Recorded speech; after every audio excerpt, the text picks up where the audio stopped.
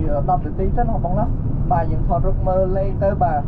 ហើយនៅទីហ្នឹងមានដូចជាអាគាររដ្ឋបាលគេផ្សេងហើយនឹងវិហារឥស្លាមមួយបាទតែថាថ្ងៃមុនហ្នឹងយើងអត់បានចូលដោយសារហេតុផលមួយទៀតគឺបើយើងចេញពីវេលាមកហ្នឹងក៏trongថ្ងៃសុក្រដែលគេធ្វើការគោរពច្រើនគេទៅធ្វើការគោរពនៅឯវិហារហ្នឹងហ៎បាទអញ្ចឹងទៅមនុស្សច្រើនហើយក៏គេនឹងបិទជាការហ្នឹងដល់ម៉ោង3អីបិទ5បាទថាដោយសារតែមានអ្នកទៅគោរពបាទអញ្ចឹងទៅបានជាពីបិទដល់ម៉ោង3ដល់ម៉ោង3វិញយើងអាចចូលបានអញ្ចឹងទៅកាលថ្ងៃហ្នឹងមកយើងអាចបានចូលដែរហើយថ្ងៃនេះទៅបាទអញ្ចឹងថ្ងៃនេះអត់មានអ្នកគេគោរពទេ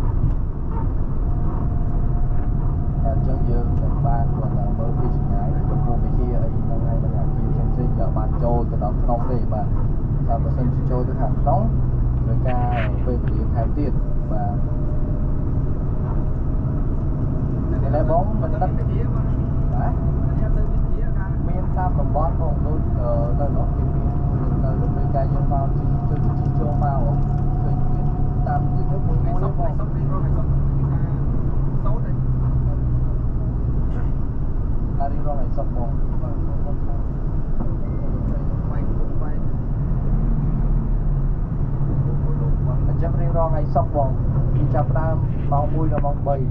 បាទពេលថ្ងៃត្រង់បាទបងទៅវិញនឹងនឹកម៉ាឡេស៊ីអត់នឹកពីណាគេមានសុំលេខគេទុកអត់ជាលោមកលើក្រោយលើក្រោយគេចាស់បាត់ហើយអត់ទេគេលោមកលើក្រោយម្នាក់ឯងសុកបបួលបងនេះមកជុំទៅរាប់អានគ្នាហើយដល់តែបោះបឹម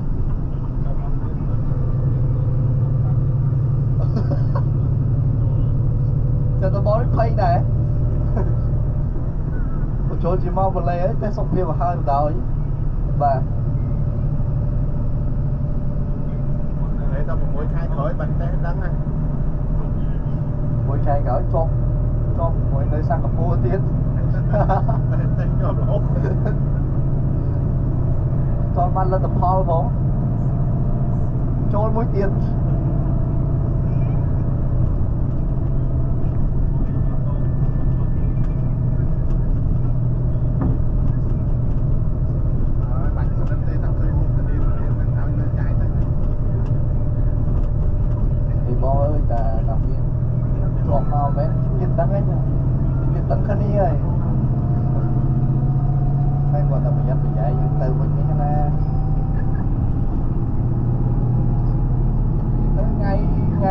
យើងមកដើរលេងនេះបងសិនតែថ្ងៃមានបុណ្យមានទានមានដំបូលលេងទាំងអស់បាទអាការយើងមកដល់ហ្នឹងអីគេមកដ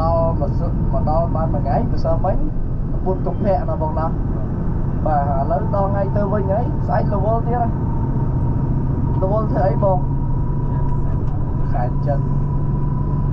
បងបង្ហាញសុទ្ធចិននេះបាទអូមុខហើយសិន